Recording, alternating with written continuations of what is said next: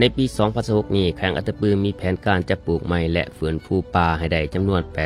8,830 เฮกตาร์ในนี้ฟื้นฟูใน3ประเภทป่าและนอก3ประเภทป่าให้ได้ 8,200 เฮกตาร์และส่งเสริมการปลูกป่าจำนวน630 เฮกตาร์คุ้มครองจัดสรรป่าไม้บ้านให้ได้3บ้านขึ้นทะเบียนสวนปลูกให้ได้ 1,000 เฮกตาร์และผลิตเบี้ยไม้ให้ได้ 250,000 กว่าเบี้ย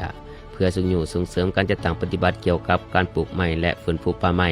ให้บรรลุตามตัวเลขแผนการประจำปี 2016 และเพื่อเฮ็ดให้การกระเกียมการปลูกไม้และฟื้นฟูป่าไม้ในวันปลูกต้นไม้แห่งชาติวันที่ 1 มิถุนายน 2016 ที่จะมาถึงนี้ให้เป็นกระบวนการฟื้นและประสบผลสำเร็จติดพันกับการปลูกจิตสำนึกให้พนักงานรัฐกรกำลังประกอบอาวุธเยาวชนอนุชนหุ่นหลังและประชาชนประเภาเห็นได้ความหมายความสำคัญของป่าไม้ต่อการดำรงชีวิตและพัวพันถึงการเปลี่ยนแปลงดินฟ้าอากาศในปัจจุบันทางประธานคณะกรรมการปกครองแขวงอัตตปือได้ออกแจกการเลขที่ 408 ทับปคปขลงวันที่29 เมษายน 2016โดยเนื้อในสำคัญของแจกการได้ระบุไว้ว่ามอบให้บรรดาแผนกการองค์การเทียบเท่าแผนกการอ้อมข้างแขวงกองบัญชาการปกสแขวงและบรรดาหาตัวเมืองจะตั้งปฏิบัติคือกาเกียมดันสถานที่เนื้อที่เบี้ยไม้และสนิทพันธุ์ไม้เพื่อจะตั้งปฏิบัติสร้างกระบวนการปลูกไม้เนื่องในโอกาสวันปลูกต้นไม้แห่งชาติวันที่ 1 มิถุนายน 2016โฆษณาเผยแพร่กฎหมายและระเบียบการเกี่ยวกับการปลูกไม้และฟื้นฟูป่าไม้ผ่านทางวิทยุและสื่อต่างๆการติดตั้งป้ายคำขวัญการปลูกจิตสำนึกตามตะแสงก็คือชุมชนบ้าน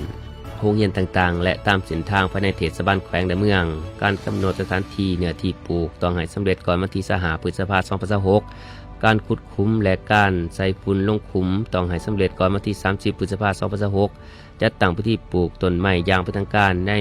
วันปลูกต้นไม้แห่งชาติวันที่ 1 มิถุนายน 2016ตามแต่ละสถานที่ของแต่ละเมืองที่ได้กำหนดไว้มอบให้แผนกเกษตรกรรมและสิ่งแวดล้อมแขวงสมทบกับหอการเกษตรกรรมและสิ่งแวดล้อมหาเมือง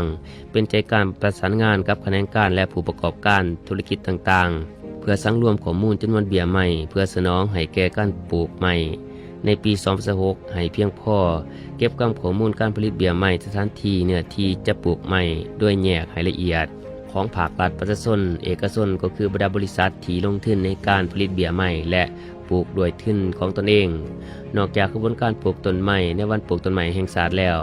ให้สืบต่อจัดตั้งปฏิบัติการปลูกไม้ในวันอื่นๆที่เห็นว่ามีความพร้อมของแต่ละภาคส่วนให้ท่วงทันกับฤดูกาลจนกว่าสำเร็จตามแผนการปลูกต้นไม้ประจำปี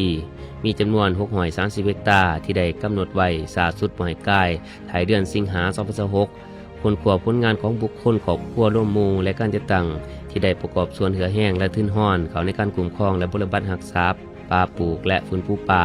เพื่อนำเสนอกันเทิงพิจารณาย่องย่อด้วยเกียรติคุณวัตถุพันธุ์อื่นๆตามความเหมาะสมมอบให้ประธานคณะกรรมการปกครองหาเมืองและหอการเกษตรกรรมและสิ่งแวดล้อมเมืองนำพาสร้างกระบวนการต่างๆอย่างต่อเนื่องในการปลูกเสริมหรือเฮ็ดการฟื้นฟูแบบธรรมชาติใน3ประเภทป่าและนอก3ประเภทป่าที่เห็นว่ามีความเหมาะสมในขอบเขตเมืองของตนเพื่อแน่ใจเพิ่มอัตราการปกหุ่มป่าไม้ให้ได้ตามขาดหมายพร้อมนี้ก็ให้คณะการอ้อมข้างแขวงผู้ประกอบการธุรกิจและประชาชนทั่วแขวงสืบต่ออาศัยการบริบัติรักษาต้นไม้ให้มีการเติบโตเฮ็ดให้อัตราการตายมีน้อยที่สุดสำหรับต้นไม้ที่ปลูกในปีผ่านมาก็ให้สืบต่อบริบัติรักษาให้เจริญเติบโตและงอกงามเช่นเดียวกันในกรณีเห็นต้นไม้ที่ปลูกแล้วตายก็ให้ปลูกทดแทนคืนตามหลักวิชาการที่ได้กำหนดไว้ให้แผนกเกษตรกรรมและสิ่งแวดล้อมแขวงประสานสมทบกับแผนกศึกษาธิการและกีฬาแขวงสุกอยู่ระดมบรรดาโรงเรียนเป็นต้นโรงเรียนอนุบาลโรงเรียนประถมโรงเรียนมัธยมต้นต้นปลายโรงเรียนวิชาชีพทางภาครัฐและเอกชนบรรดาองค์การจัดตั้งภาครัฐการจัดตั้งสังคมอื่นๆอ้อมข้างแขวงสร้างกระบวนการกิจกรรมต่างๆและคนสีเขียวเกี่ยวกับการปลูกต้นไม้แน่ใจปลูกจิตสำนึกให้เยาวชนอนุชนหุ่นหลังเห็นได้ความหมายความสำคัญของป่าไม้การปลูกไม้พื้นผู้ป่าเพื่ออนาคตคืนสีเขียวและปกปักรักษาสิ่งแวดล้อมโดยการถามตอบหรือวิธีการอื่นๆตามความเหมาะสมตัวจริงมอบให้แผนกเกษตรกรรมและสิ่งแวดล้อมแขวงเป็นใจกลางในการติดตามกฎการสุกอยู่การพันขยายและการจัดตั้งปฏิบัติสังรวมรายงานข้อคืบหน้าของการจัดตั้งปฏิบัติให้กันถึงทราบในแต่ละระยะ